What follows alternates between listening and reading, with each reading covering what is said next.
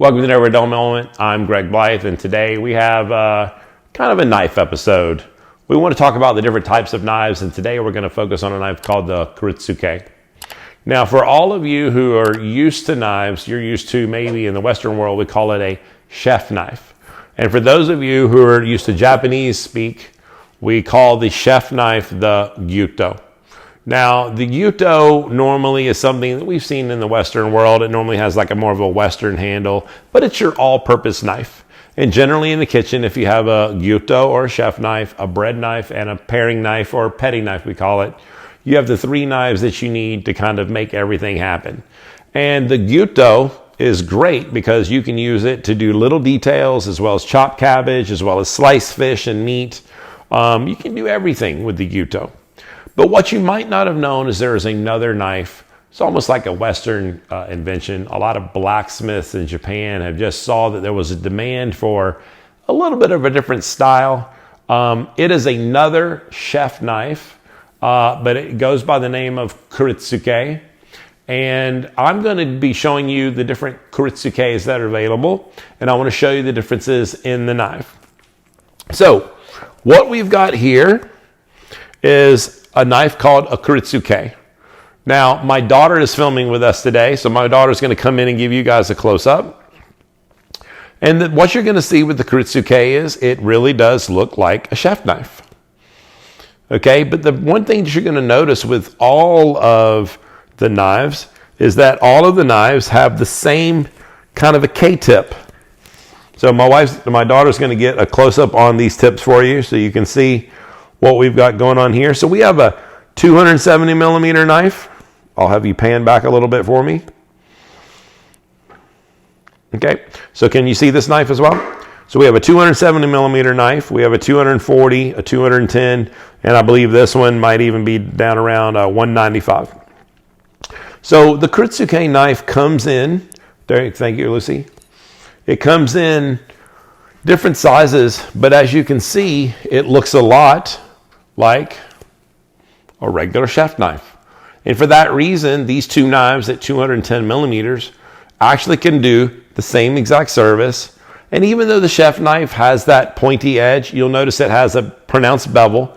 And depending on the company, the Kiritsuke can have a mild bevel. I'm using the wrong term. It has a mild belly.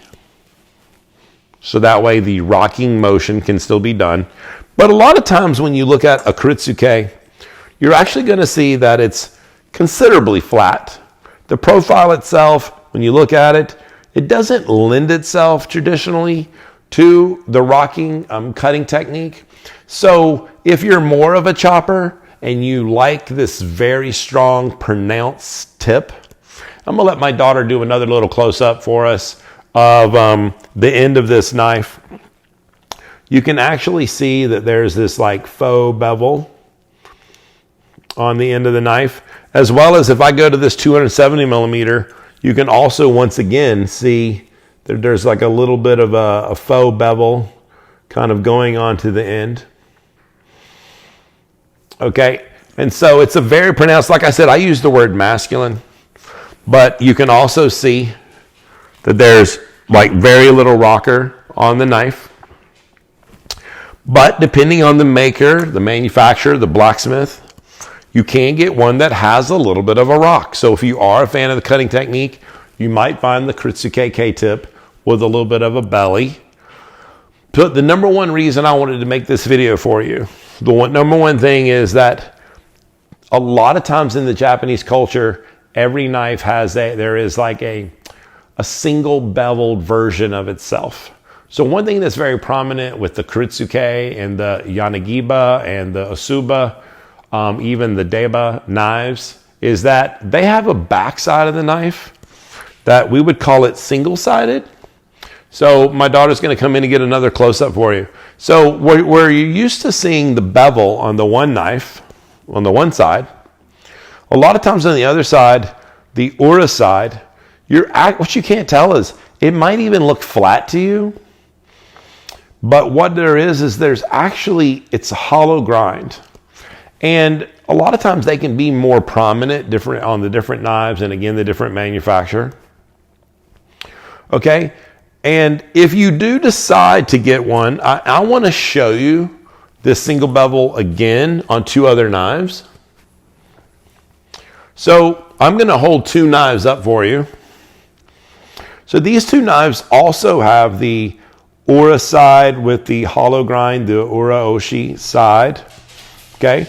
And as you see this, you can see that there is a shiny edge. And then the part that's not shiny is the part where it's hollow grind. Now, I'm going to use the Asuba to actually over kind of show something. I'm going to move these out of the way, and I want to point out that if we were cutting vegetables, the knives that have the single bevel, if you're doing a chopping motion on something small, you really are going to be fine. But if you were doing something bigger, like a watermelon or a butternut squash, when you make the cutting slight like down, you end up with a slightly curved shape. And it's more pronounced. Like the more you slice with the knife, the more the knife actually, it went down.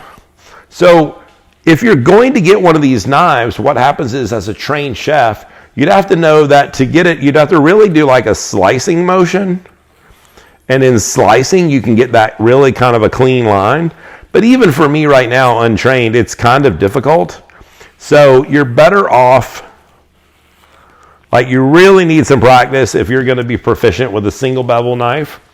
So what I wanted to advise, if you decide to go for the Japanese single bevel side, you need to be aware that slicing cuts are going to be more prevalent than chopping, or you're going to end up with a slightly beveled food.